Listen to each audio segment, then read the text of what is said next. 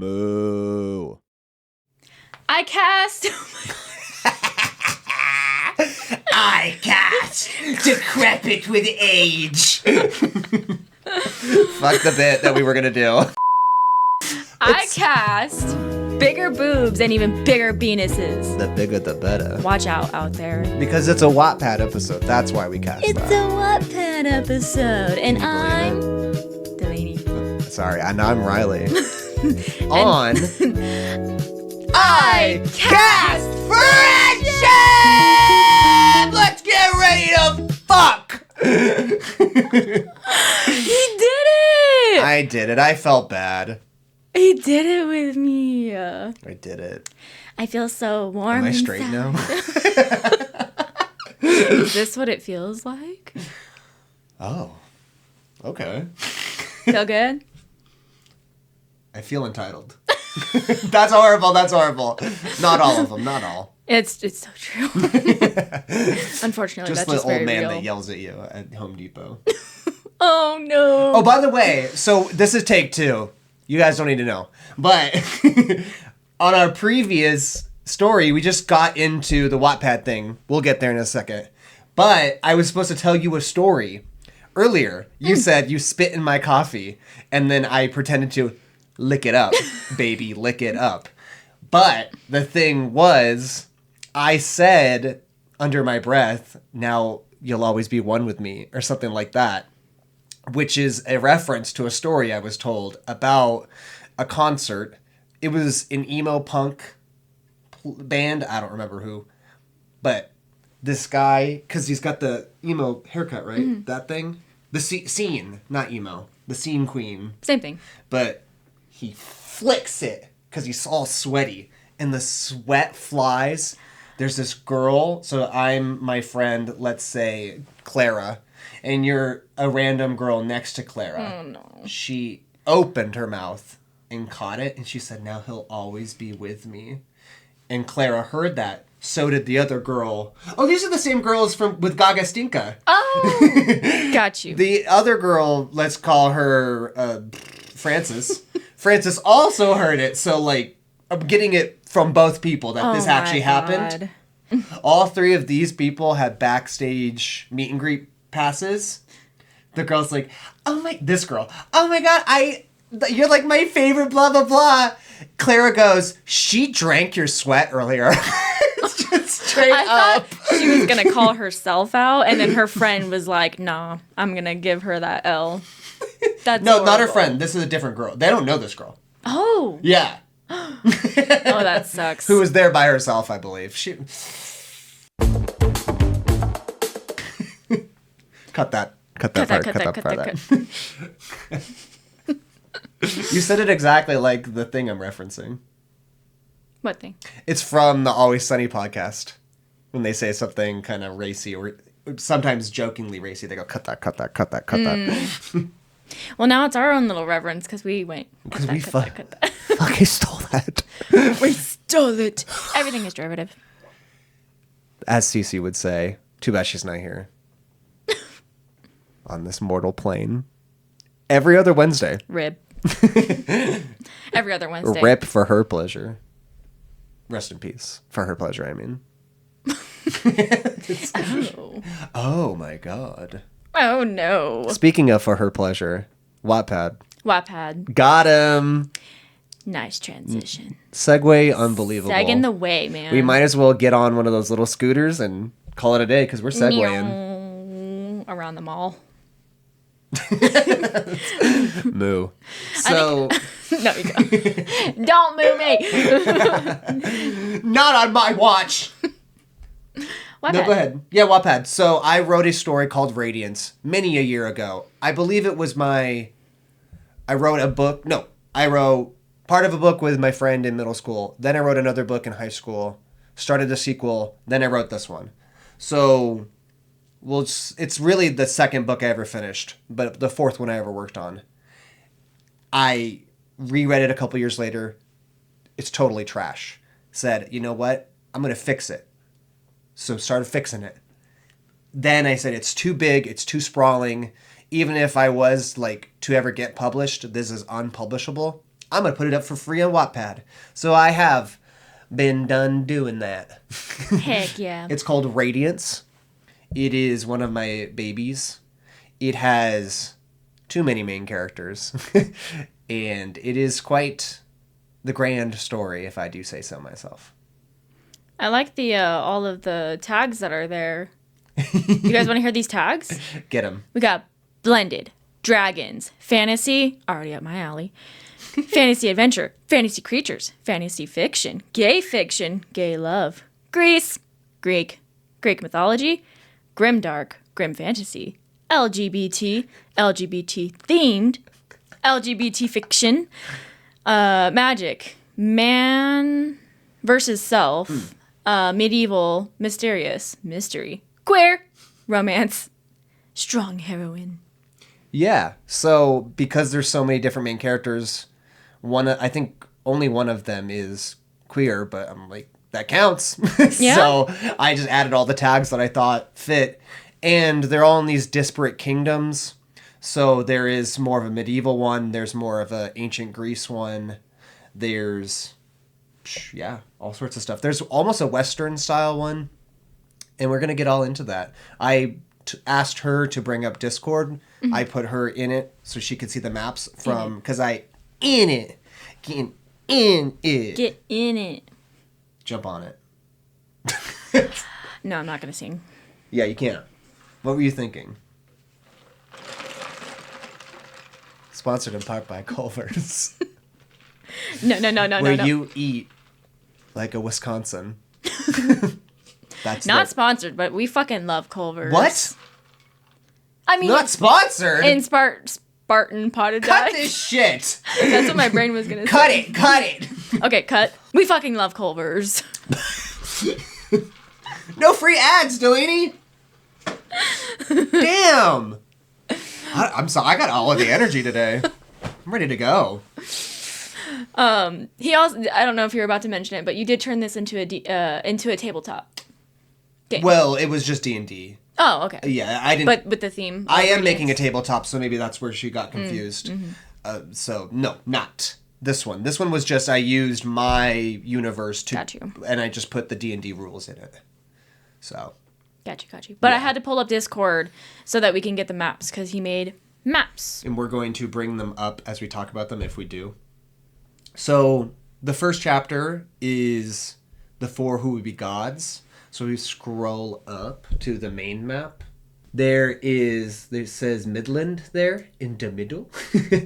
The four who would be gods are the four people who are all like at this thing called the Alms House. And they're saying, we're going to become gods. We have to use the Alms House. They go into it, and he describes he's losing all of his senses. And he says, there's the ones that we're always thinking about. There's touch, sight, hearing. But there's also senses we don't think about, like our sense of direction, our sense of gravity, our sense of time. And when you go into the Alms House, all of that is stripped away from you. And he's like, I hope this is not what becoming a god is like, because that shit's scary.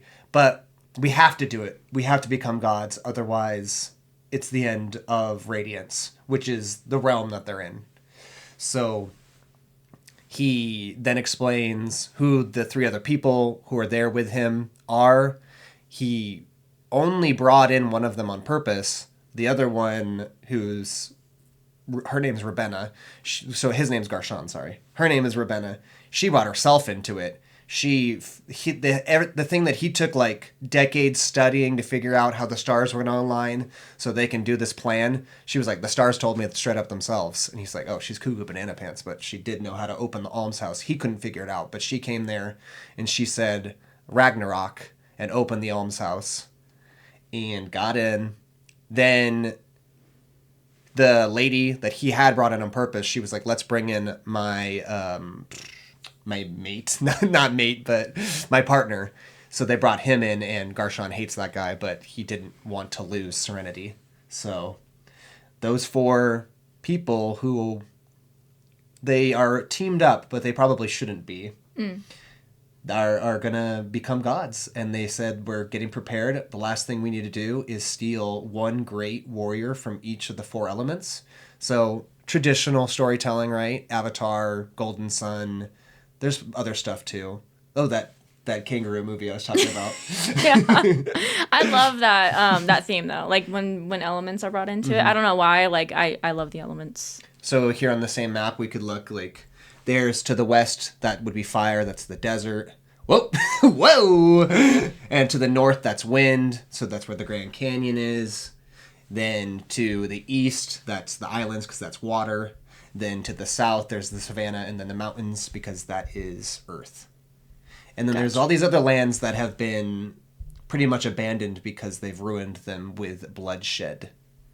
Dang. Yeah. Yeah. Our story starts out after that with Erica as the main character. Well, the first character we see. So it starts with Erica, and she's there in Terra Rica. She is the daughter of a prisoner of war, so she's also a prisoner of war, but she was born in this city.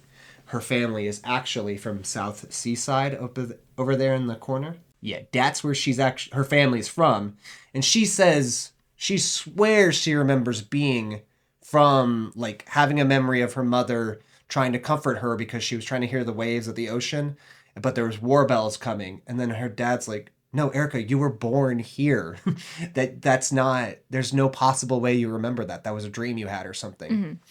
And there's some fantasy-esque stuff going on, but I don't want to spoil it. Mm-hmm. So he is no longer going to be a prisoner of war pretty soon because he's ingratiated himself with the people there. He was a great warrior, became a great general, and they were like, well, we can't really have you be a general and be a prisoner of war still. This is just ridiculous. So since he's going to become an actual member of their city, his daughter needs to get married. She's 22, so she's at the age of marrying. Mm-hmm. And she's like, you can't make me marry someone. I'm just not going to do that. Mm-hmm. So she's being offered this man. Not offered. He's being offered her. He is from Terra Amata. His name is Ashlyn Plum. And he's in a wheelchair. And she's not very woke. You know, the times they do not call for this.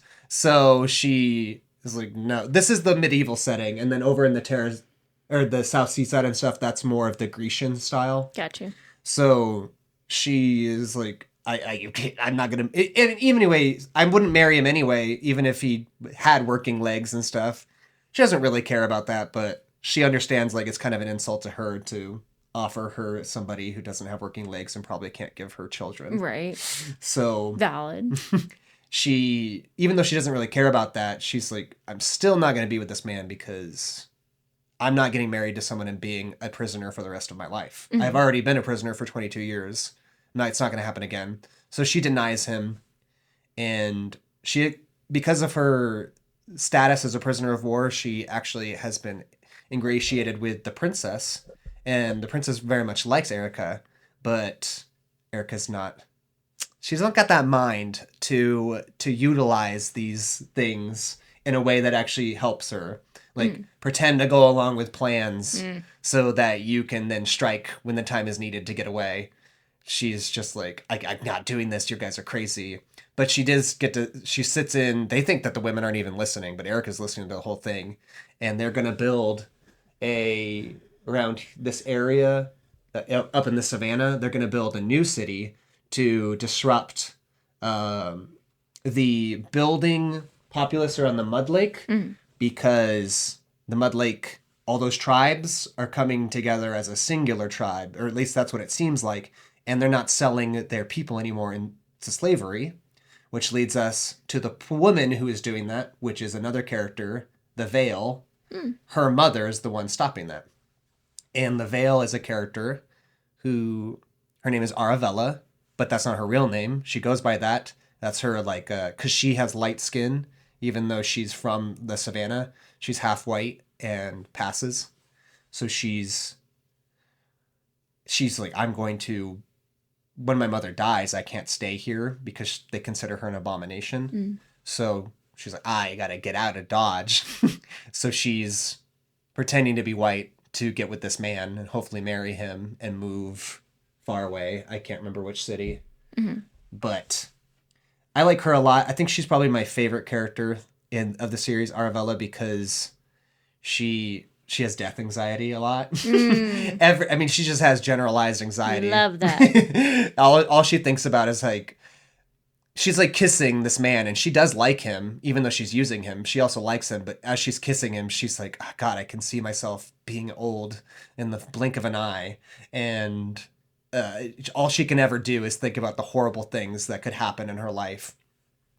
And she has to just pretend to be somebody she's not constantly. For some reason, I was really drawn to that idea in 2017. And I still am, but yeah. Do you have any questions before I just keep prattling on? Are we getting any... Are we getting any, like, information that you can't get? Like, are you saying lore that we can't get from reading it? Or is this all in the book? This is all in the books. Okay. Yeah. I was just curious to see if we're getting any, like, context that might not be in the books. Not so far. We could look at the maybe Terra, or I mean the South again, and I could point out some stuff that. So whoa. In the Boulder cities, they are big into coliseums there, so there's coliseum fighting. See how the water's coming out of those two mountains? Mm-hmm. Yeah. Though for some reason the water, it's a realm, right? There's these 4 kingdoms, and the rest of it all comes into one realm. Mm-hmm. But there is an edge of the world, and they talk about it, and they say, like, when you're at the edge, you can feel gravity pulling you, like, it's going to suck you off the edge. Mm-hmm. If you go to the edge, you can see that the water comes down and then comes back up to the bottom. And so it's recycling the water. That's why the water's coming out.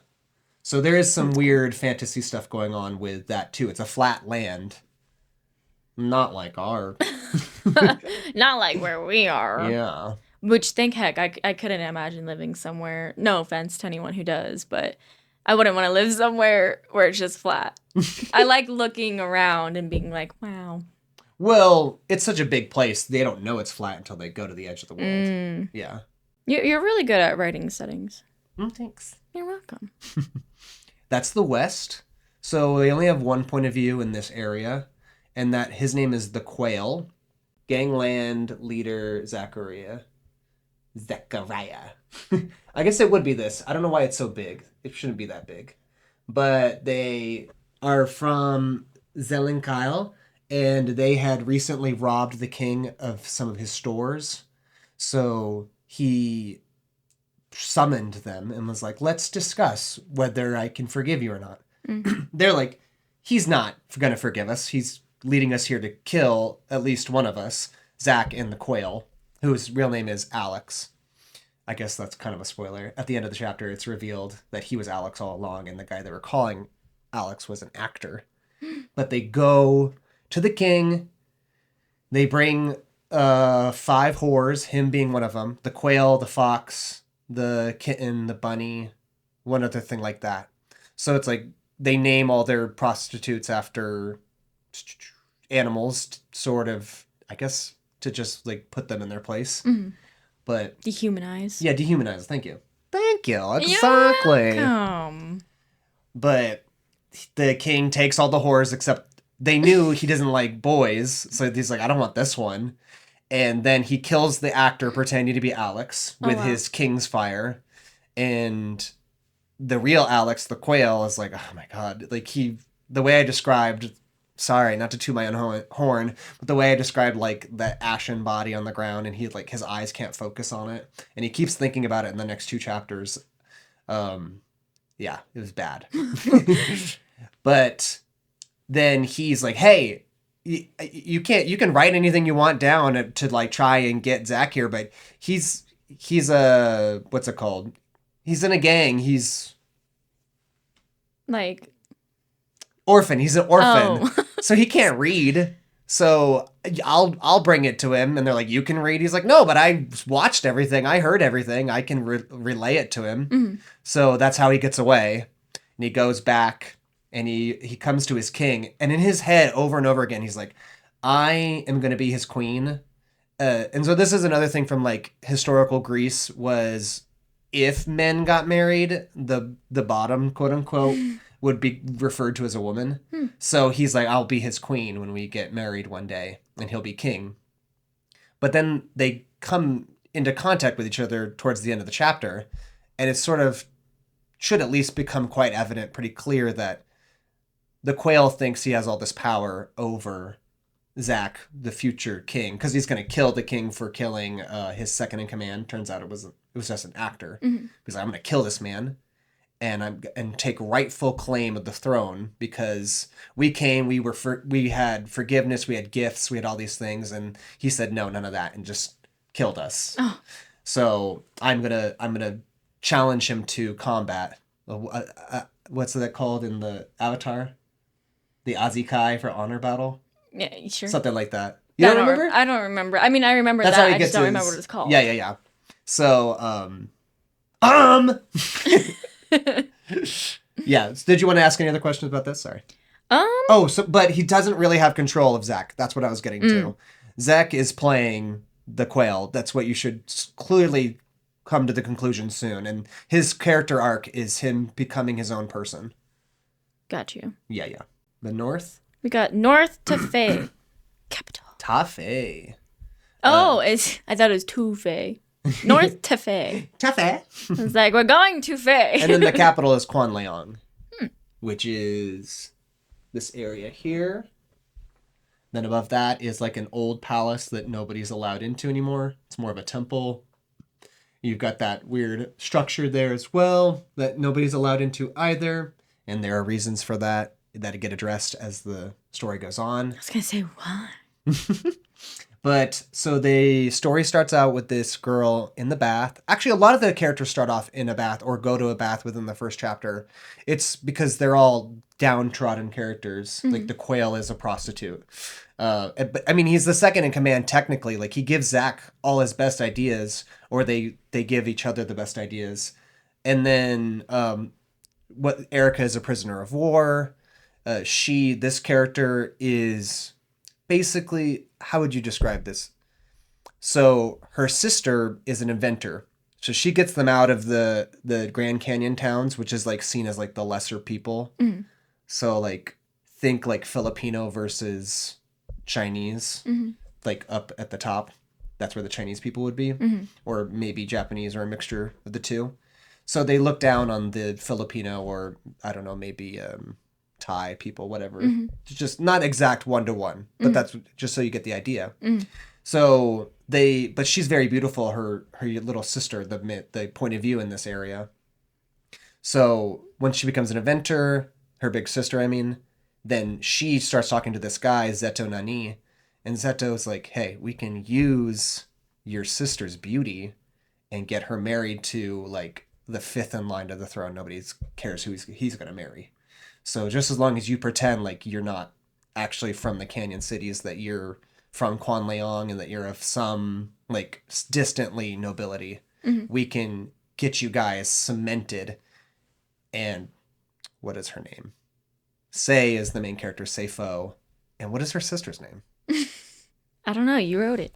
I know, but I just can't. It's not coming to my brain right now. You have so many characters. Yeah, in this one for sure. There's probably... I'm like, it's crazy hundreds. That you come up with all of these things. How long did it take you to write this? Well, the original book, it just took a couple months. Okay. Just every day, plugging at it a little bit. But refiguring it out, that took a while of like really like, no, let me think about it. Let me get it right. You said 2017, and then I saw that this was published in 2022. Yeah, so I had been working on it off and on. They are long chapters, and once I realized I was well over 100 pages and I hadn't introduced all the point of view characters, I was like, I got to do something different. So I started working on other projects, and I was like, I'll get back to it. Like I said, it is a love of my life, like the story building, the world building and the story, and I love all the characters, especially taking it from the version I wrote in 2013, which was just like so childish. And then in 2017, I was like a different person. And if you read the two versions, you would be able to tell. It's like, wow, some of these characters aren't even the same character, kind of, especially Sei. But to get back to her. That's like the main character of the story. Sei of this area is. Oh, okay. So each area has a point of view that is the more important of the area. Except maybe in the South, Arabella and Erica are kind of like exactly the same in terms of importance. Is that chapter by chapter? Or yeah, if you want to go back to the Wattpad, you can see I have the character and then I have the chapter like number. Oh, I got you. So you've got Erica, then Say, then Tulo, which we haven't discussed, then the Quail. Then we go back to the South for the Veil, Erica, the Quail again, Say, Tulo, and the Veil. And I'm working on the third Quail and the third Erica and the third Tulo. I'm working all three at once right now. Oh, wow. Yeah. Are you going to add it onto this, or is it going to be a whole Eventually. second? No, I wanted... This is not... Like I said, they haven't even gotten past the first act yet. Damn. So... That's so much story building and just that, though. But Say is... Oh, she's being used to get a marriage. So I don't know what to call that. She's not a whore. She is not a spy. She's a sleeper. She's a marriage sleeper cell. These aren't like too... Are these... When I go... That one's probably the shortest. Oh, I was going to say, these aren't too long. Because it's the... what's it called? Like the building? Or It's before the book starts. Oh, like an epilogue? The prologue. Epilogue will be the end. Oh. But yeah. Epilogue. They're much longer. Yeah, see? On the sidebar. Yeah. I was going to say, this is very, very put together for such a short... And then I realized. But that's still not too bad. Like, I could read this. I could read it. With my illiteracy.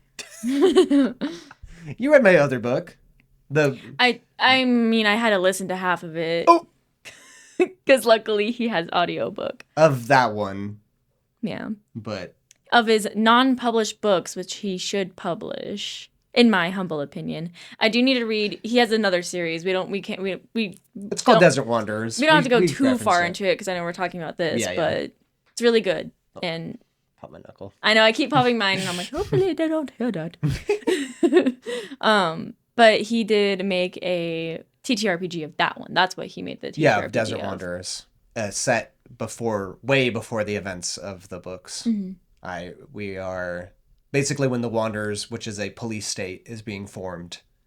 And these guys were given the chance to destroy them, and they were like, no, actually, I like them.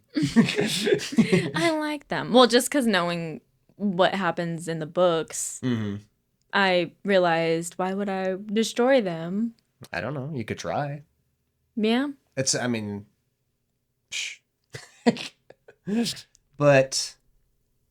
did you want me to keep yapping about something, or what do we want to know? I mean, you can continue yapping about Radiance. Okay. Say what you want to say. Let the words fall out. So that's what Say's up about. But Say actually is going to fall in love with that prince. And his brother, one of the older brothers, who is also a prince, obviously, is like, something's off about her. She doesn't seem to be a prostitute. Oh, when she gets there, she's supposed to bring a present, but she totally forgot it in the bath. So she kisses him and says that was her present. So everyone's like, oh my God, does Zeto Nani bring a prostitute? But then the brother starts talking to her and he's like, no, she's not a prostitute. And the Taito, the prince that she's supposed to seduce, mm-hmm. is totally into it. He's like, I've never met anybody like this before. So he's totally into this girl. But then something happens. Oh, it's kind of Vampire Diaries-esque. The younger brother leaves and the older brother kisses her. Mm-hmm. And she fucking just boom, pushes him so hard. He's royalty, obviously. You're not supposed to strike royalty. And then she just drops to her knees, begs forgiveness, stands up and just sprints out of the room that they're in through the hall because it's the Taito's birthday. Uh-huh. So she's like, I gotta just get out of here. But she's running into this room and she runs into drinks, knocks him over, embarrasses herself some more. The younger prince comes to see her. He's like, oh my God, it's okay. You're all right. Then a dancer from earlier named Reyes, different Reyes, comes and is like, oh, what's going on? And she's quite demure and she's everything that Say isn't, essentially. So Say is just like, Oh God. And Taito is having this ease of conversation with her that he was not able to have with her because Sei is just not there. She wasn't ready for this. But if they had waited another year, he would have gotten married to somebody else. So they were like, we got to strike while the iron is hot. Wow. And sorry, I just want to get to this point. No, because the good. end of the first chapter of hers is so fun. Oh, maybe it's the second chapter. Because I think the end of the first chapter is the kiss, and then it's like, oh. But the end of her second chapter is her sister comes up, and her sister's like, you're embarrassing me, or something.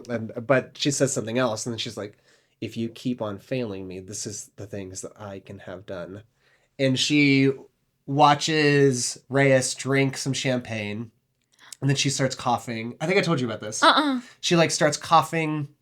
Oh no, a really long time ago. Yeah. So this is that. Yeah. Okay. Eventually, she falls to the ground, and there's like bloody foam coming in her mouth. Then there's a hole burning in her throat, and she's puking up blood.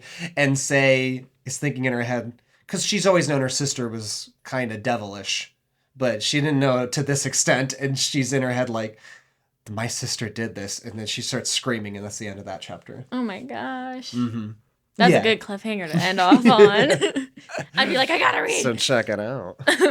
Then in the East, we have a 10-year difference with these two brothers. They had several other cities in Coral City. That's this sort of, I don't know how to describe it. Horseshoe? Horseshoe, yeah, that's good. I was thinking like a lobster. But yeah, it does look like a lobster. Hey, I'm lobster here. I'm a lobster here. They live there, and it's the cleared bay, and it's called Coral City because they mined all this coral that they made the buildings out of because they thought it was like a blessed coral, blessed by the gods. Well, this stuff, a disease called the pink rot, starts going through the whole city. That's how they lose their parents. That's how they lose like their 4 siblings. So just Waltros and Tulo out of their whole family survive. Again, 2 orphans. They're living on the beach. They see all these things happen, and Waltros is like, we worship, we work, we family. That is how we get by. So it's ingrained in him: worship, work, family. He's trying to instill this in Tulo, but Tulo is like, I'm a kid. I want to have fun. I want to do the things I want to do. But as they were working, they became fishermen. Tulo has this incredible ability to water wield. So I've sort of like left out all the wielding so far because for all the other characters, it's important, but it's more so like the characters around them are the powerful. Zack is the powerful fire wielder. That's why he's the leader of the gang. So it's like a magic system. Yeah. So very similar to, what's it called? Avatar. Okay. But it's not genetic because there are people born in the same family and a bunch of them don't have the power, or a bunch of them do have the power. It just doesn't seem to be based off of genetics. There is a reason. That's why I don't want to spoil it. Okay, got you. Dread Island. That sounds fun. Wow. But Tulo, because of his amazing water wielding, and that's how he catches fish. And all his brother does is freeze. He's not very good at anything else. But he freezes the fish so they can sell it for a lot longer than a lot of other people can because they're not as good as freezing as he is. So they're the perfect like fisherman duo. And they actually make a good life for themselves. And the priests come knocking on the door and they say, hey, we've heard about your little boy. Let us talk to him. And they're like, we want him to become part of the priesthood because of his amazing water wielding. It proves his connection to the water gods. Oh, wow. So Tulo's not into it at all. Tulo just wants to be in the ocean. He wants to fish. He wants to swim. He wants like to the collect. age range of these characters? So Erica, like I said, 22. The Quail, 17. Sei, 20. Who's Aravella, 21, 22, something like that. Tulo is 10.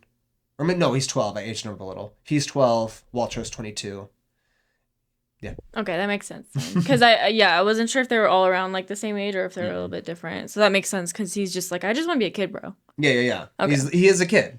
He wants to be in the water. He doesn't care about the gods. He's like, but I don't give a fuck. his brother is like, worship, work, family. That's how you make through. That's how I made it through us being orphans, and that's how you're going to make it through life Got too. you. And Tula's like, yeah, right. But he gets into the priesthood, but you got to go through years of like Bible study, essentially. And he's waiting under like the bell tower, and repeated theme here, the bells are preventing him from hearing the ocean waves. And finally they stop, and he's just so mad that he has to do any of this. So he's thinking about just dropping his Bible book bag off the side of a cliff when the only reason that he likes going to Bible study, a girl comes by, and then she's like, oh, you have like stuff in your hair, and they're kind of flirting, but Tulo doesn't really know that they're flirting because he's a little kid. She's a little older. She's 14. So she's kind of flirting with him, and he doesn't really realize it. And she's like, I went to get coffee with Percival, and Percival is mean. And then she's like, but you're not mean. And he's like, wait, is that a good thing? Then they see this thing, the ice lighthouse there. And they're like, oh, the water's super low right now. And there you can actually see the sandbar that they take across. They walk the sandbar to go to the ice lighthouse. And they've been discussing, she's a little bit like, I think the way that they teach the Bible is a little bit off. Because she says, they say that I can't like be a part of the priesthood, but it doesn't actually say that anywhere in the books. So she's a little naughty, kind of like him. Not as much as him, but she's a little naughty. And then they decide, we're going to go to the ice lighthouse once they see that pathway is there. There's these cactuses in the way. They destroy the cactuses with the water wielding, and they go down, and then the current gets real crazy, and she gets swept away. Well, because he gets like hits with water. But he's such an amazing water wielder. He swims, and then there's these two figures, and he doesn't know which one's her because the current's so fast. Luckily, he goes after the right one, and he has a purse. Reference! But he grabs her and gets her onto the beach of the ice lighthouse. He, oh, yeah, because he's been a swimmer his whole life. He knows how to do CPR. That's not what they call it. But he does CPR on her. She pukes up the coffee. She's alive. But then they both get caught right then by the elders of the... Damn. And in the next chapter, the fallout of that. And you think that Waltros is going to be like a real horrible hard ass because of the way Tula's been talking about him, but then he's actually quite a sweet, honorable, dutiful man. And he's like, this is their fault much more than it's your fault. They should have been watching you. You're a child. And I love you. And they say like, Tulo has to come live with us in order to get his attunement to God under control, like to really feel his love for the gods. So basically they're separating him from his brother so they can control him, but that's not what they say. And Waltros isn't stupid. Waltros knows that's what's happening, but he's not going to go against the church. Eventually, like I said, they said the evil guys said they were going to kidnap somebody from each area, and it's each one's different. So obviously there's 2 point of views in the South. So is it going to be Erica's bodyguard because she's a prisoner of war? Iron, he's like a really great fighter. Or is it going to be her father, who's also a great father? Or is it going to be Aravella's sister, who we keep hearing about, what we haven't seen? Or is it going to be, because they're having like, her mother gets sick, and they have to have this like contest to see who the greatest fighter is. Oh, and we keep seeing or hearing about all of the people. Like, go to the west. So it says Garshon's gangland. Garshon is the guy who, like, he's the point of view in the opening chapter. Okay. Oh. So, and they keep talking about him, like, the deals they've made with him. And then in the south, Aravella meets Serenity, who's another one of them. In the east, Ravenna is locked up in their dark cells. It's like, it's just a cell, no sunlight. You can't hear the ocean. You're not allowed any joy, basically, because they're such horrible people. Yeah. And she gives him... So in the opening chapter, she gives everybody pearls that she plucks from the cosmos in the almshouse. And then she actually has that pearl when she sees Tulo. And she puts it in his head, and it goes into him. And he gets all of her memories. He's like, you don't deserve to be here. We have to get you out. So after he pledged himself to them, now he's going to do a prison break with Ravenna. But she's playing him. Mm-hmm. And what's the other one? Oh, in the north, the older prince's bodyguard is the other bad guy. So you're seeing them all around. So you're like, okay, when's the needle going to drop for each of them? So I liked that.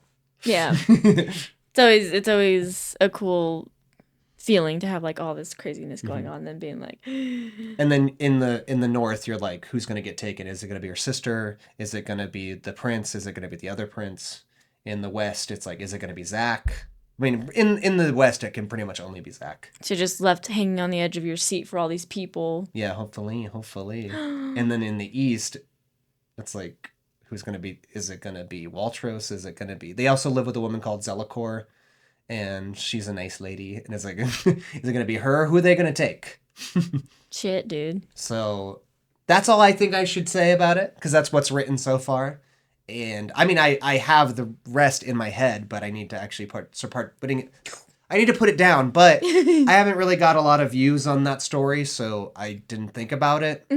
And I was like, let me work on other stuff. So I've been writing the movies. It's been working. Yeah.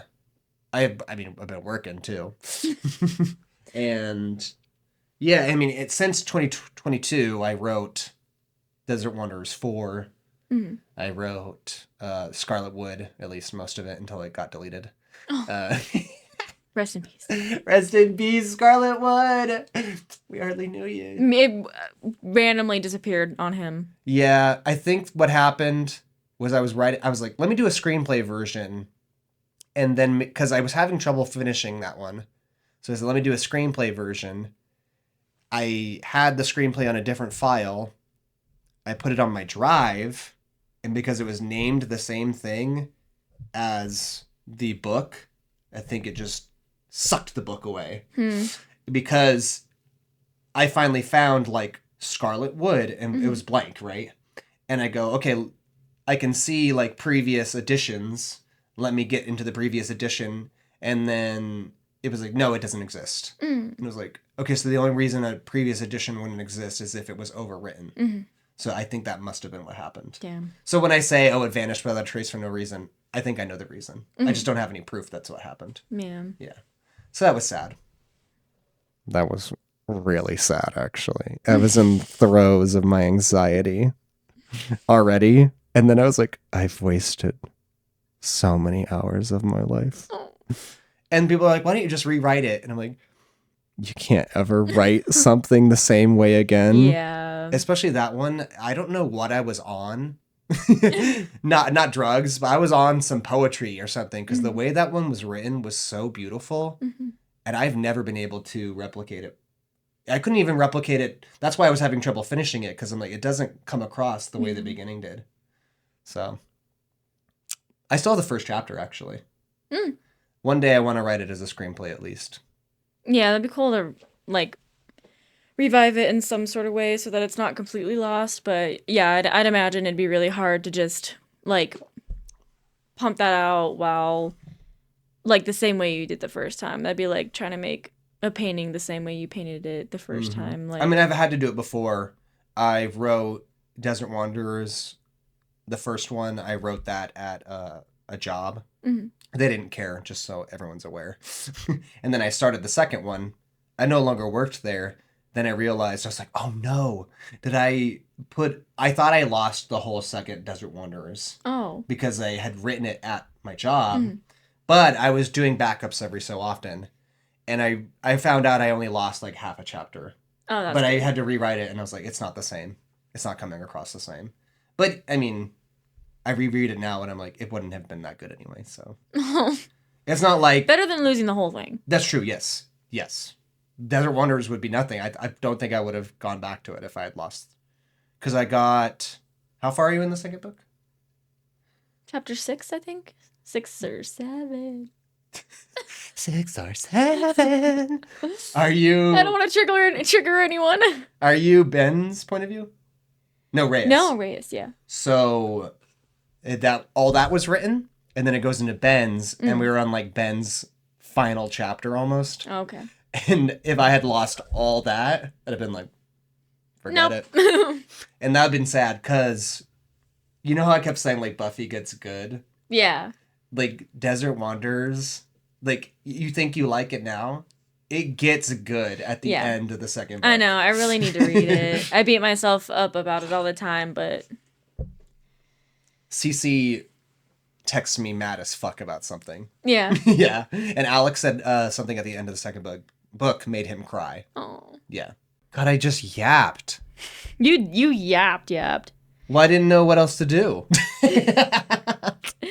I wasn't really sure if there was any other like major topics to hit because I was like, if we're gonna talk about your stories, I'd rather just talk about your stories because I don't write. I haven't written anything, or I can't really like, I don't have anything to really compare it to because like all my art is like more physical. I'm a painter, even though I haven't done it in forever. I mean technically through like nail art and stuff, but I've done paintings too. We could maybe bring those up if you want. You are an artist. Yeah. We're both artistes, baristas. Not baristas, but What? we're both artistic. See, maybe you want to... If you go to my Reddit, we could bring up my art. No, it's probably too far back. I'll just bring it up on my phone. Okay. But then how am I going to get it to you? I'll have to send it to you so you can put it up on screen. Oh, I can't bring it up on my phone. I was waiting for you to realize. You're over there. You're right there. With the cherries and everything. Mm-hmm. Staring right back phone. at you. It's cherry season.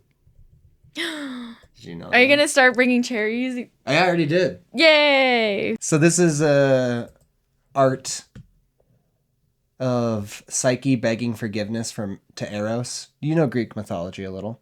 A little bit. Do you know Psyche and Eros? Nope. So Eros takes Psyche to his palace and I'm in love with you, he says. But you can never see me. For if you see me, then this whole arrangement doesn't work. She asks him one night, hey, can I bring my sisters? I'm just missed them. Mm-hmm. And he goes, he gets them, he brings them to the palace. They say, girl, you're being tricked. What are you talking about? This man, he's a god and you can't ever look at him? What are you on about? Mm-hmm. So they say, go to him at night while he's sleeping and see if he's telling the truth. Even though if she looks at him, it's over, right? Mm-hmm. So she takes an oil lamp. That's what that thing above is. And she's using, it has like a little flame. That's how oil lamps work. Mm-hmm. But it burns oil to make the flame. So she's looking at him like, oh no, he really is a god. And while she's doing that, she drips oil on his shoulder. That's where she's kissing the burn. Mm. That wakes him up. And he's immediately like, girl, you just ruined everything. I have to send you away like I told you. So he does. But I don't know why when I read that story, I had this image of her kissing the wound to say sorry. And then he's crying because he wants to be able to forgive her, but he's not allowed to. Mm. Yeah. I mean, it wouldn't matter even if he did forgive her. It's sort of like the myth of the guy who goes to Hades and he wants his wife back. And they're like, all right, as long as you don't turn around. Do you know this one?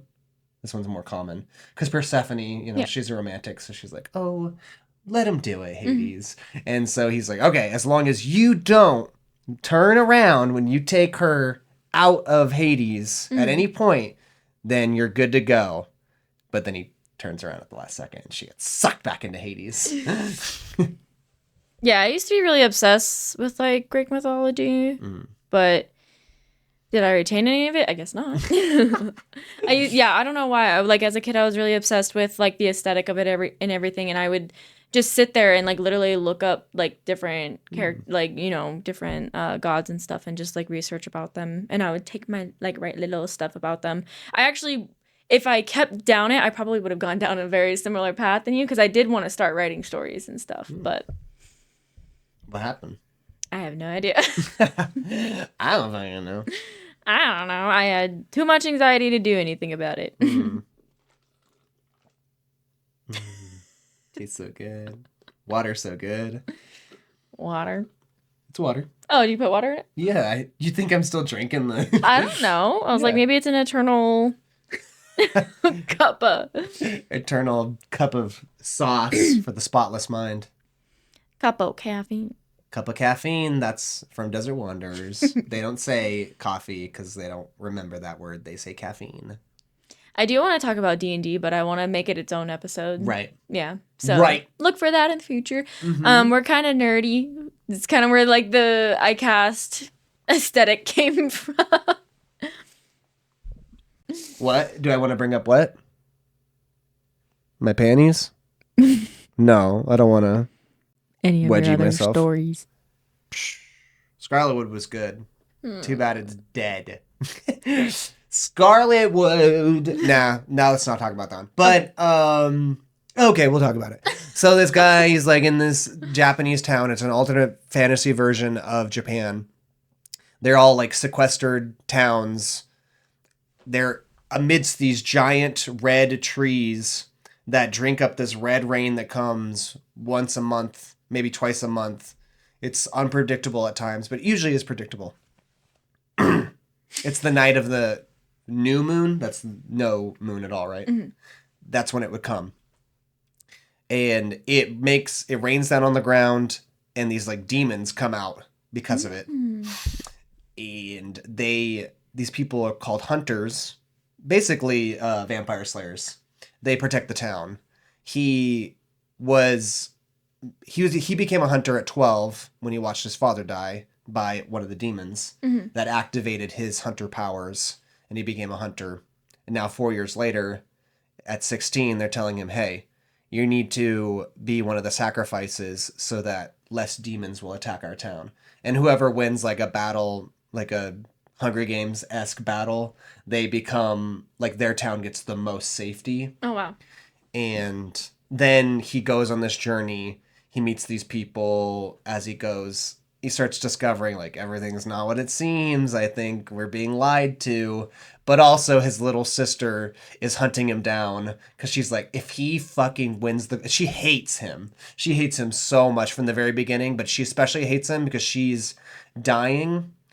Because one of the demons, like a frog, latched its tongue around her and it burned her, and she's gonna die. So he puts the cherries that come from the trees and they heal you. But she's like, I can't take it, and he's not listening to her, and he just forces it into her mouth, and she eats it. It heals her, and she's alive. But she becomes a hunter because of it. And through the story, well, it's not real anymore, so who cares? But well, if you turn it into a screenplay, right? But you find out that their father gave them these black cherries, that it's like, if you ever have a red cherry, you will become a hunter.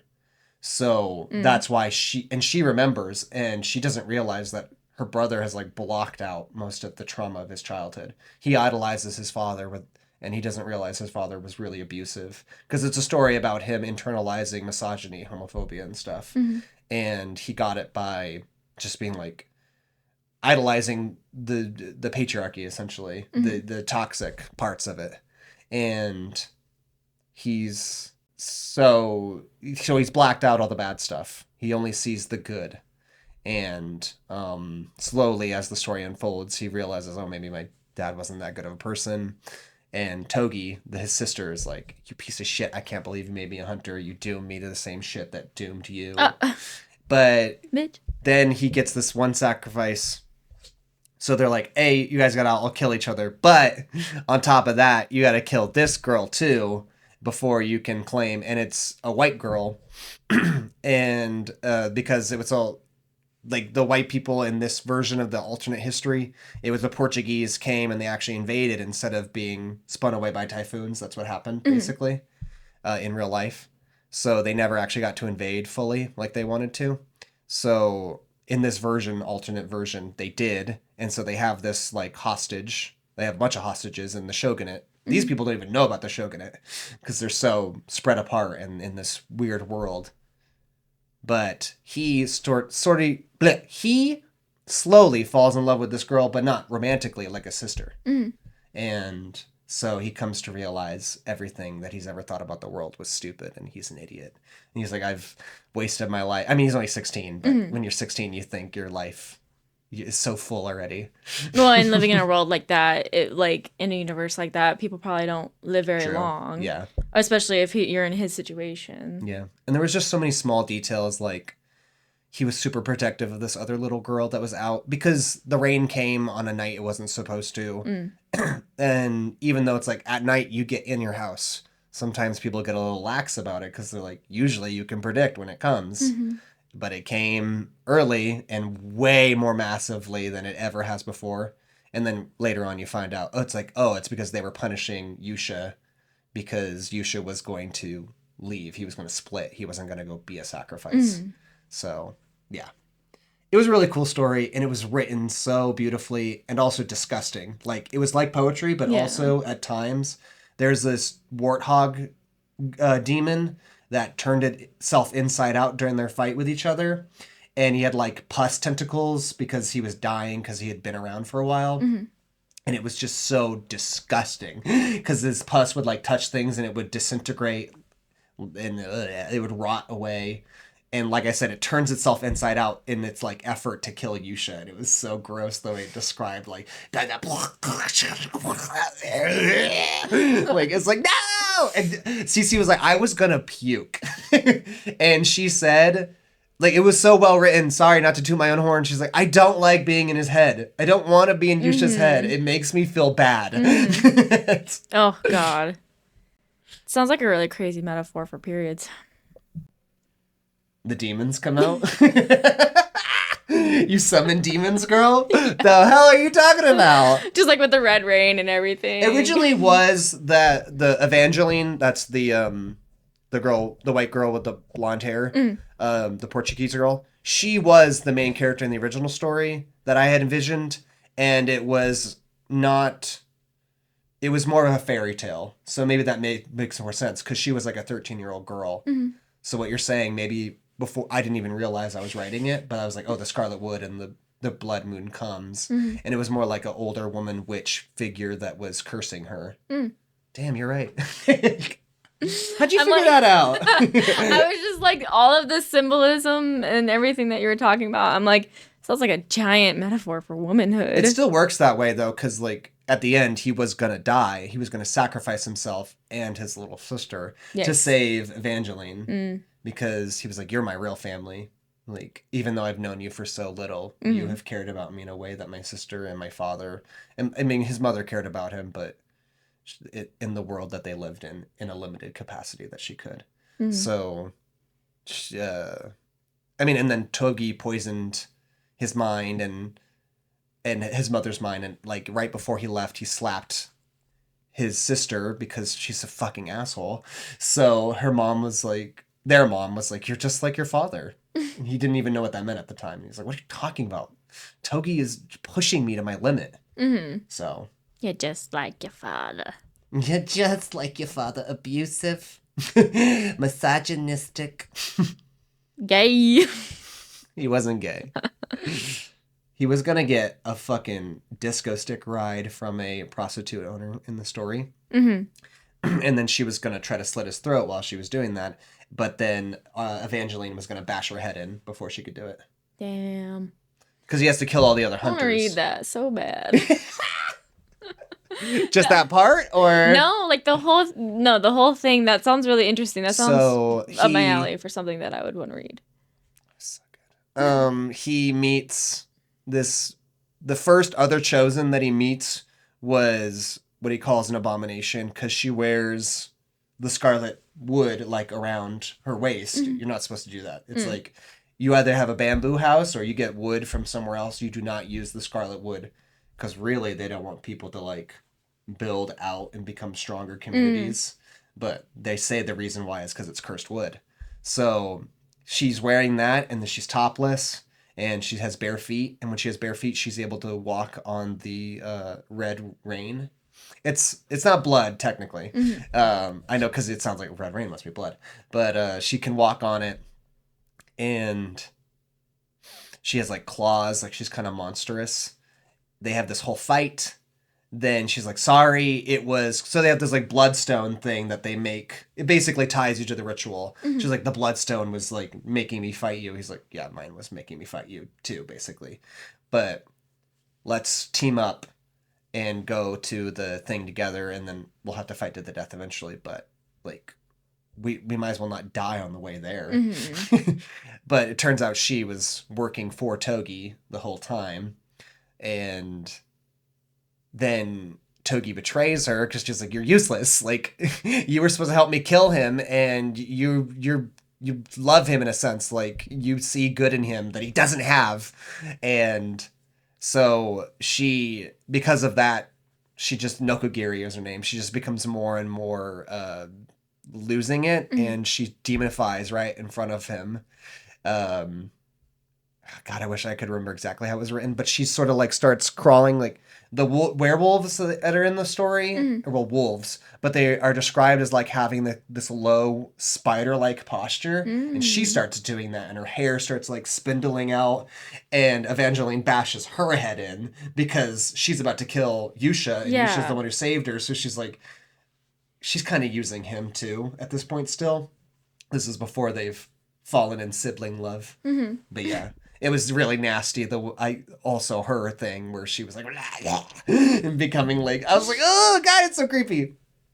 And then a horse lands on somebody and fucking like squashes them. How do you feel writing that stuff? I'm fine.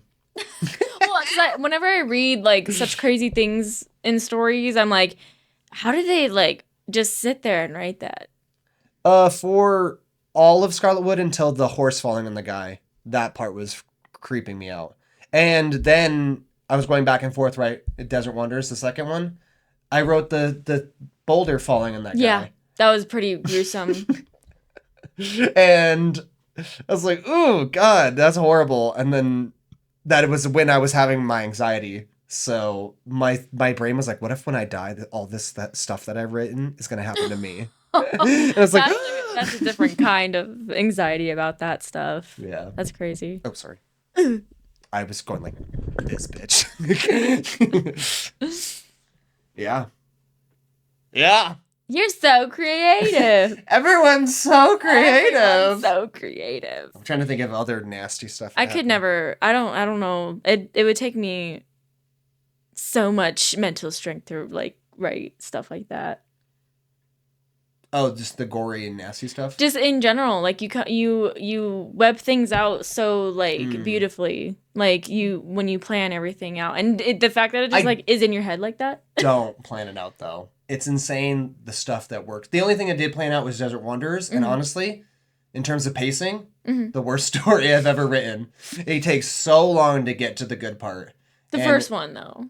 Even the second one, I mean, it's better written, but the second one, like I said, it's not until the end of the second book where you finally get to like, oh, this is why we're here.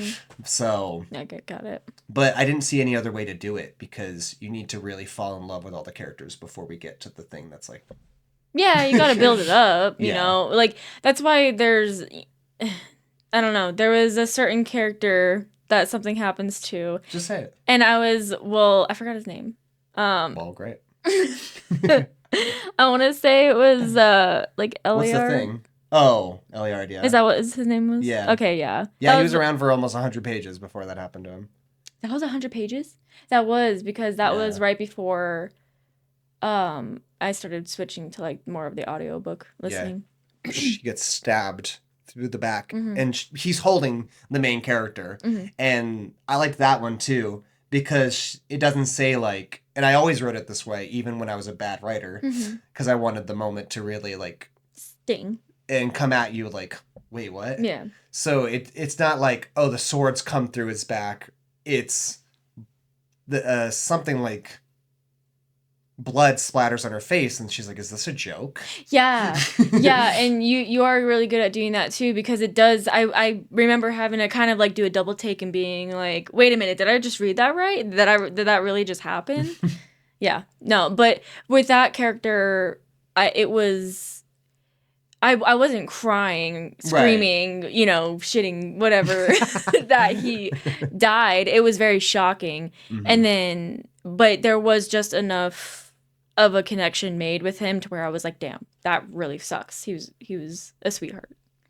So many people said that was my favorite character. I wouldn't say favorite. Like, well, in the rewrite, I do think that I pumped up everybody else's parts a little more. So I can understand why, like, I made Owen more involved in, like, the whole dress thing. Yeah, if Owen died, don't make any face. I don't want to know. If Owen... No faces at all? No. Gorge. If a character like that passed, I'd be devastated. Obviously, Sarah, the main characters, people like that. Main character can't die. Obviously. Except for when they do die and it's like, hey man. Reyes, though. She's on the table. Cecily, she's on the table. Everyone can be on the table. Everyone. Although no one's really died yet. Although I think killing off Eliard was to show you, like, it might take a while.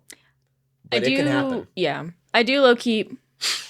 I was going to be like, it can happen. I do low-key hate that... I don't know if it's a full-on trope, but I do not like when the main character dies in the story.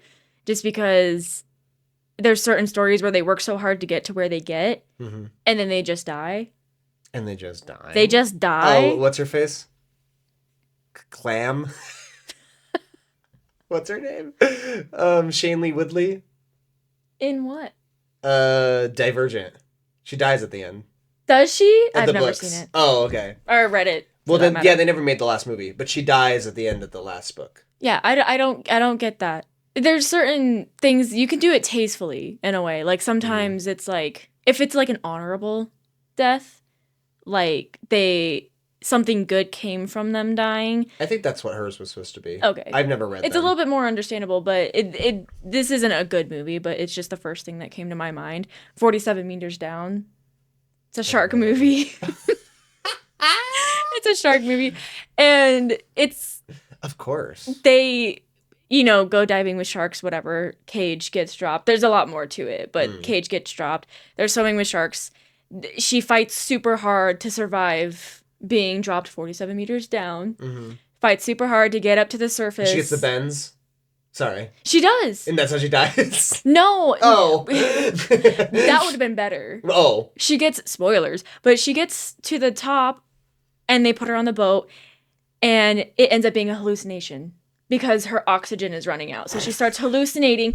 So it cut after she survives this whole thing. Her friend dies, sister, whatever they are. And it's way too long. Like it's like 20 minutes or something of a hallucination. Yeah, something like that. Yeah, they do this whole dramatic thing where they bring her up and that's just one of the first examples that come to my head. But yeah, you feel this like, oh my God, she like survived such crazy shit. And then they reveal that she actually just hallucinated the whole thing and she's dying. Because Buffy, spoiler, you know that her mom dies. Yes, I do. And okay, I do. They do the most traumatic episode in the history of all television. I'm not joking. It is a work of art, this episode. I'm not ready. What season is it? 5. Oh, But part of it is like, it's only not even 2 minutes, but she has this whole hallucination that her mom survives. Like, they're like, we found her just in time, and then it just suddenly cuts to her in the hospital. Buffy, you're amazing.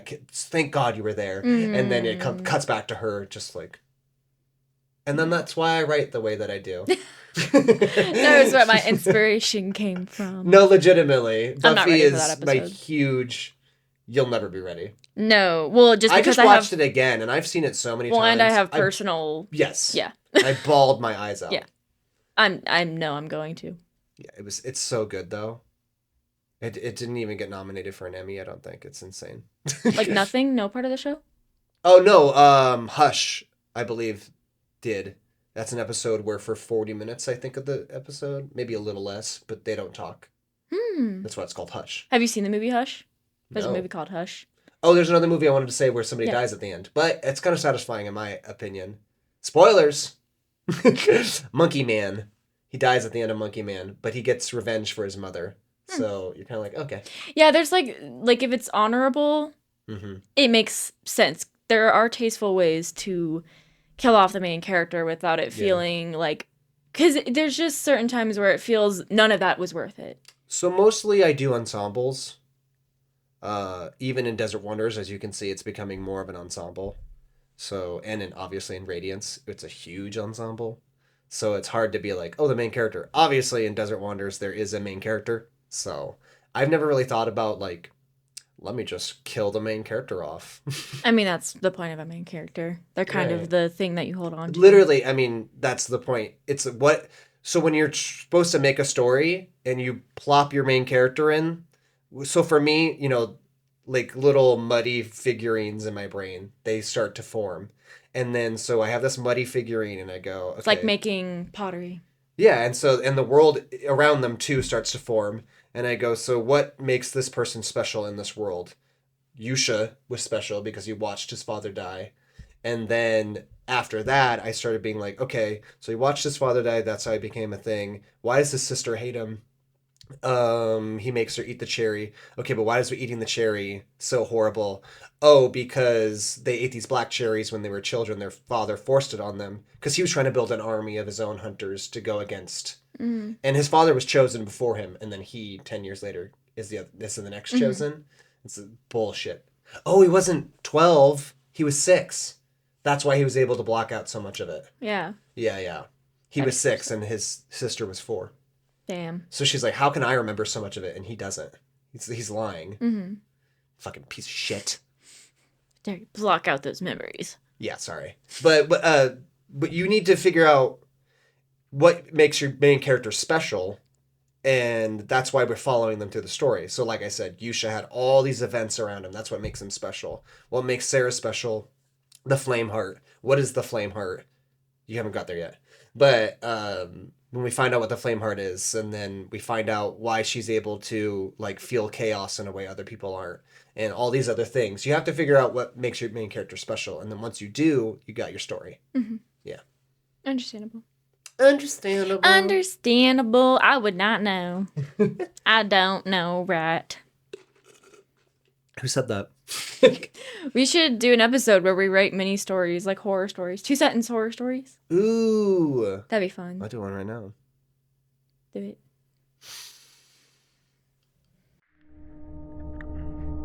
They locked the doors after they just finished eating chili. 2 cents horror story. Not good?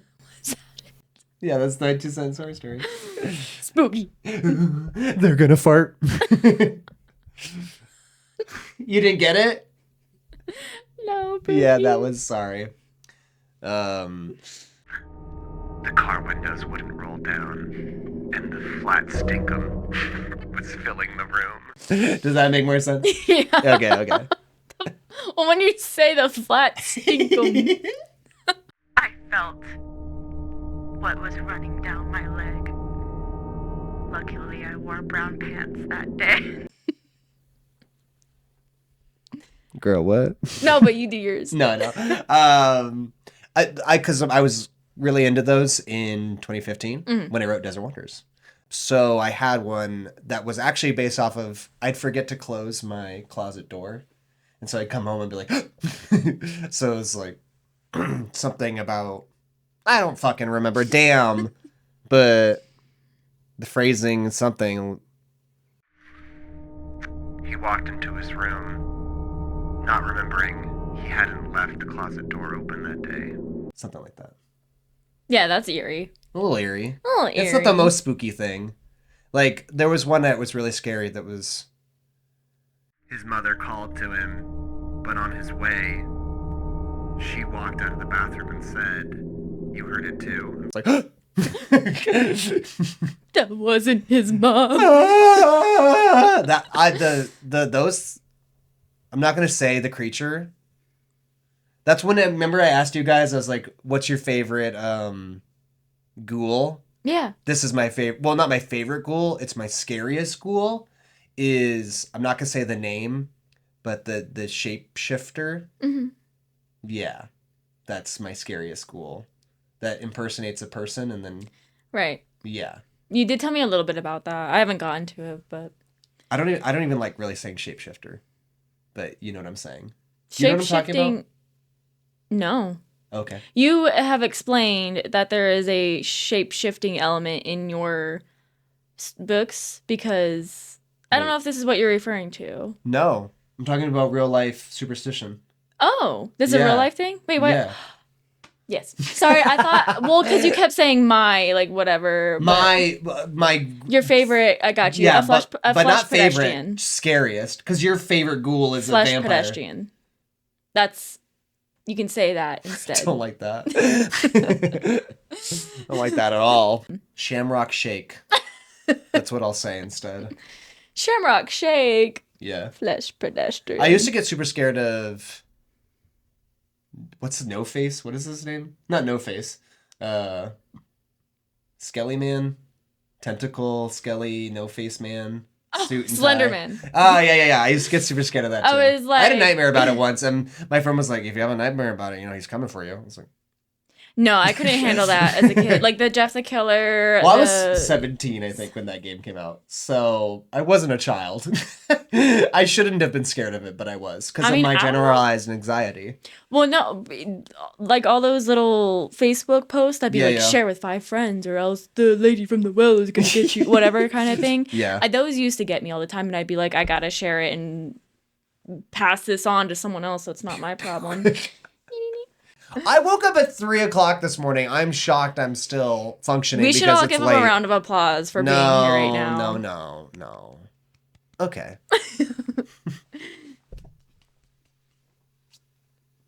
No. None of that. We don't need that. I can put my fist in my mouth. You want to see? What's that from? I'm just going to put something over your face so they can't even see what's happening. Actually, I used to almost do it as a kid, and then I'd get really scared I wasn't going to be able to get it out. Yeah, in my childhood home, we had a railing to our stairs, and my brother and I used to put our heads through it all the time, and naturally they'd get stuck. After the first time it got stuck, I'd never do that again. I'm pretty sure it was either my brother or one of our, because my mom used to have like a little daycare thing, so we'd constantly have it was our friends, but she would constantly be working, and I think there was this kid who used to do it multiple times, and it's like, didn't you learn? The I was first time? playing with the, those, it's like a scale, the way that they're shaped, the metal with a bench with the metal with the, not fabric, but material over it. And it has the little holes, kind of scale shaped. Like Used that. for what? A bench. It's a bench. You sit on it. That's what you use a bench for. Sure. Do you know what I'm talking about? I don't know. It's kind of like a chain link fence, but it's a bench. Yeah, I think so. Okay, cool. I was like, you have seen these. I know for a fact you've Like seen on them. playgrounds? Not just playgrounds, but yes. Yeah. I was putting my fingers through them at I'll say the place, but just bleep it. You know that place? Mm-hmm. And I had my fingers going through it, and this old man was like, I saw a kid one time. He couldn't get it out. They had to amputate. And I was like, Oh my. Okay. this man doesn't know what he just did to me. No, I was just gonna say I hated when adults would do that when I was a kid. There's a few different examples I can think of, but yeah, they'd be like, "Don't do that, or else this is gonna happen," and I would truly believe that, and it would scar me. This is a very light one, but I used to be a nail biter, and one of my friend's grandmothers said, "Don't you want to have really long, like nice nails like me?" And I think that's where my love for nails struck, to be honest, because her nails were so beautiful. And I was like, yeah, never bit my nails again. Like for that one interaction was just like, nope, never gonna do that again. And then I met a guy who had his finger amputated, and he's like, yeah, this happened because I don't remember the reason, but I screamed and ran and cried. And my dad was like, bruh. Why'd you tell her that? So I don't have like a generalized love of nails like you do, but I like the squoval shape, and I think that's because my babysitter as a kid had the squoval. I don't have squoval nails. I rip Squoval, my nails. yeah. You know what I'm talking about? Yeah. But your nails aren't bad. Really? I rip them. Your nail beds aren't bad. Oh. I was like, I fucking literally rip them because I don't bite my nails. And I'm like, oh, it's time to rip. It's time to roar. So I ripped them off. But I like the squoval look because my babysitter used to get hers like that. Yeah. We would so she babysat one of another kid, and her mom did nails, so she'd get her nails done for free or maybe at a discount, and they'd do it in her basement where she had like a whole playroom. It was awesome. It's sick. Although they never let us play in the ball pit for some reason. No extra hour. No! I always wanted to go in that ball pit so badly, and they never would let us. That's messed up. And then the lady doing the nails, she would sing "Everybody Clean Up." I remember really liking that. Yeah. She was such a nice lady. Oh, but no ball pit. She lived up on one of the hills. Well, it got Beverly. split down the middle by the Beverly Hills, yeah. It got split down the middle by the interstate, so it looked like this just like boom, a hill like in a movie when there's just like 3 houses on it, you know what I'm saying? So it was cool that she had a basement because of that. Basement. My basement. Listen here. I'm gonna need 7 more cigarettes before we get on this train, honey.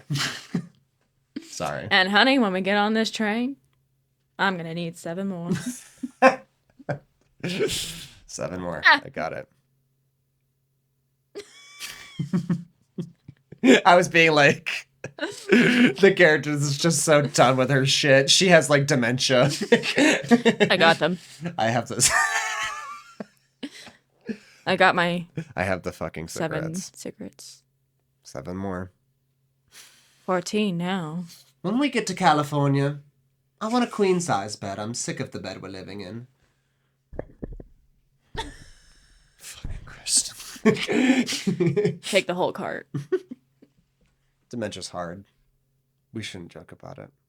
It's not a laughing matter. Cut that.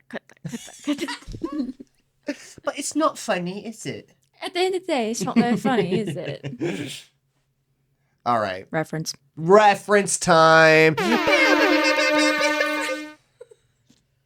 How'd you know? That's our bit. We didn't take that from anyone. We didn't derive that. Yeah. There was no that's derivativism. our thing, because we were conjoined twins at one point.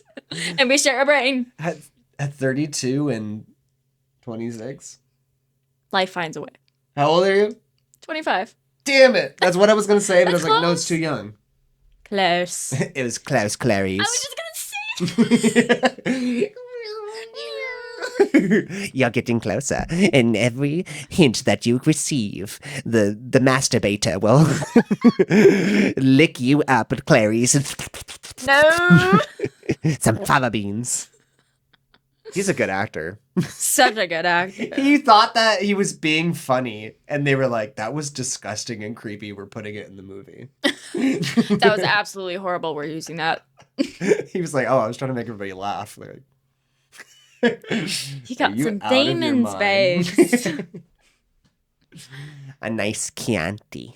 Chianti. Oh my god, girl. I saw that movie as a like 4-year-old. Mm-hmm. I forget sometimes people are like, what?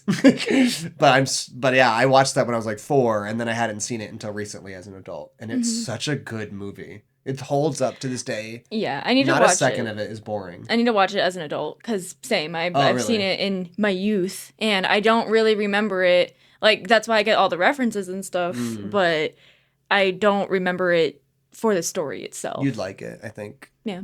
Because I think you would be like, oh, I like Clarice's story, her character arc. Clarice. Clarice. Do you think I relate to her?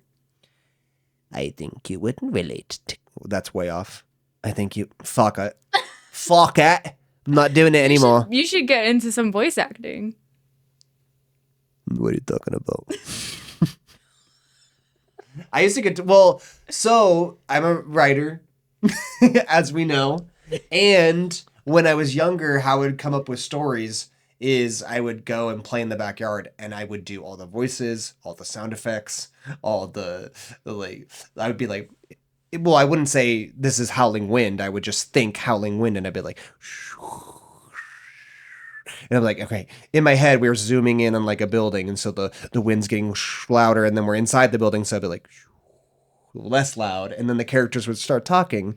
So, what do you think you're doing here? And then I would do all that. I'm here because I need the key to the blasted furnace or whatever. You know what I'm saying? And so I Yeah. would do all of it. This is what Then happens. they'd start fighting and I would be like, poosh. I'd do all of it. This is what happens when you don't have iPad kids. And you let your I was a children be TV kid. bored. I was a TV kid for sure, though. I mean, I guess there was TV sucked back then. But that's where a lot So- of things, like inspiration, strikes from. Because my brother and I used to do that all the time too. We'd pretend to like fight. We'd be Shark Boy, Lava Girl. Like we'd Yeah, pretend yeah. to do that, those kinds of things. Well, that's what I was doing, but by myself like a loser. It's cool to harness that creative power Mm-hmm. though, because you know it's just kids playing mermaids in the pool type thing, Mm-hmm. but you harness it into a creative atmosphere. See, the thing about playing mermaids was like, okay, we're all mermaids, now what?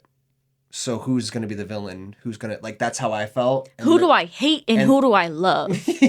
What am I fighting for? Yes! What are my motivations? And the girls would be like, what are you talking about? I'm like, you guys are boring. I just want to be mermaids.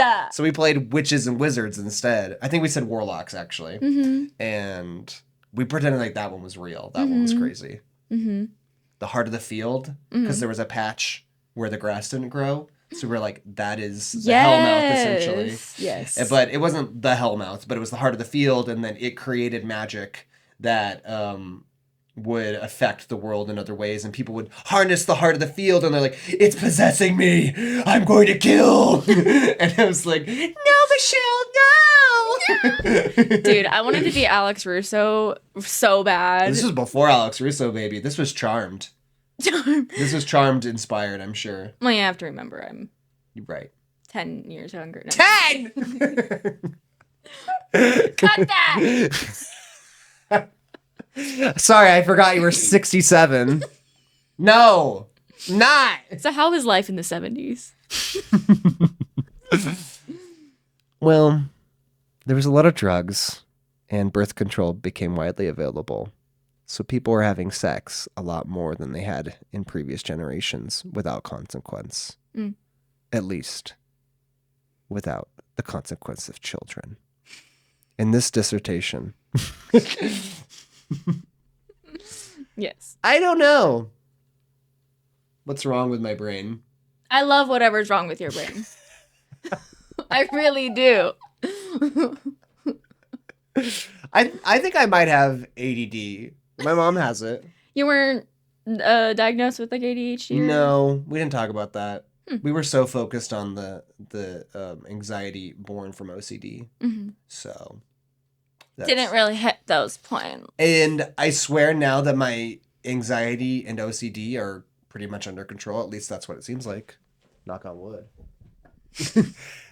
That now I just have total ADD. Do you feel Like 2 weeks ago, I was working out and I was like, yeah, I'm totally back into it. And now I'm like, fuck, I haven't been back. Do you feel your creativity has been changed since being like medicated? No, my creativity is great.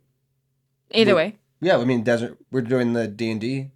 Mhm. That's all my creative tickling. I just mean, do you feel like it's like easier or worse or whatever? Like No. it didn't change much. No.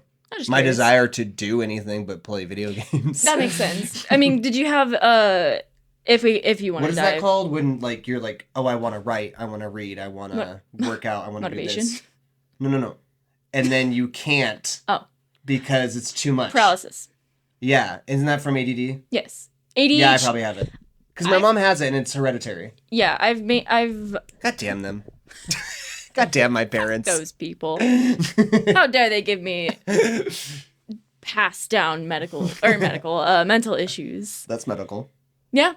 It's all medical, At baby. the end of the day, I think we're definitely running way over. we're probably at least an hour and a half, and I'm Oh! We gotta stop. I mean, we can cut a little. so much fun. We are. But I think after all this time, talking about the stories, talking about our friendship, talking about our mental illnesses, one last thing that I really need everybody to understand, because I'm sharing myself with you, right? That's what I just did today. A lot. Yeah. And so in a sense, what I'm doing here today is I cast friendship!